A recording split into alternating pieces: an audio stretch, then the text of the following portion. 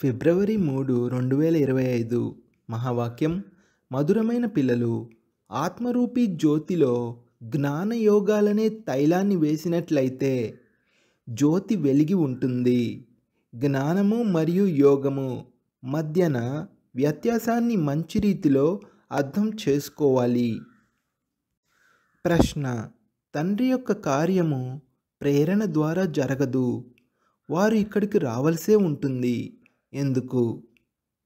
జవాబు: ఎందుకంటే మనుషుల బుద్ధి పూర్తిగా తమోప్రధానముగా ఉంది.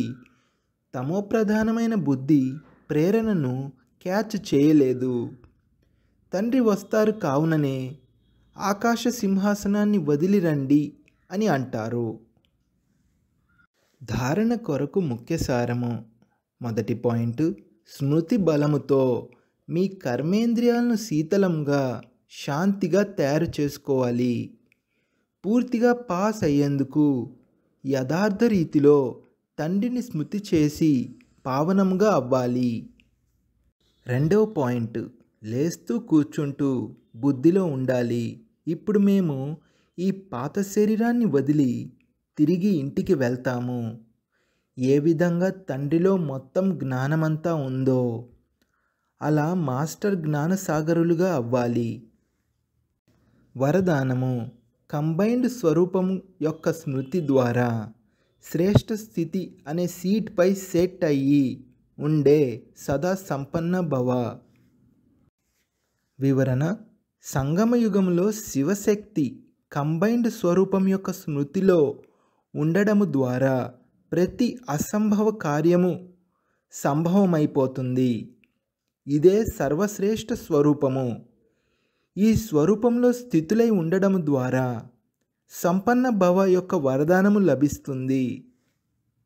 బాప్ దాదా పిల్లలందరికీ సదా సుఖదాయి స్థితి యొక్క సీట్ను ఇస్తారు. సదా ఇదే సీట్పై సెట్ అయి ఉన్నట్లయితే అతీంద్రియ సుఖమనే ఊయలలో ఊగుతూ ఉంటారు. కేవలం విస్మృతి సంస్కారాలను సమాప్తము చేయండి. స్లోగన్: శక్తిశాలి వృత్తి ద్వారా ఆత్మలను యోగ్యులుగా మరియు యోగీలుగా తయారు చేయండి. అవ్యక్త సూచనలు: ఏకాంత ప్రియులుగా అవ్వండి. ఏకతను మరియు ఏకాగ్రతను అలవర్చుకోండి. ఇముడ్చుకునే శక్తి ఉన్నప్పుడు ఏకమతం యొక్క వాతావరణము తయారవుతుంది. అందుకే భిన్నత్వాన్ని ఇముడ్చుకోండి.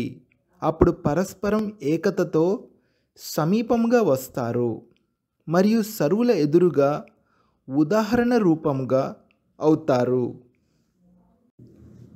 బ్రాహ్మణ పరివారం యొక్క విశేషత ఏమిటంటే అనేకము ఉన్నప్పటికీ ఏకత. ఈ ఏకత యొక్క వైబ్రేషన్లు మొత్తం విశ్వంలో ఒకే ధర్మాన్ని, ఒకే రాజ్యాన్ని స్థాపన చేస్తాయి. అందుకే విశేషమైన అటెన్షన్ ఉంచి భిన్నత్వాన్ని తొలగించి ఏకతను తీసుకురావాలి. ఓం శాంతి.